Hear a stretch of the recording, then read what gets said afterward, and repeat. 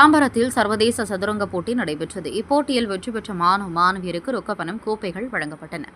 செங்கல்பட்டு மாவட்டம் தாம்பரம் அடுத்த மாடம்பாக்கம் தனியார் பள்ளியில் சர்வதேச சதுரங்க போட்டி ஆர்வி அகாடமி மற்றும் மான்னையருள் தனியார் பள்ளி சார்பில் நடைபெற்றது.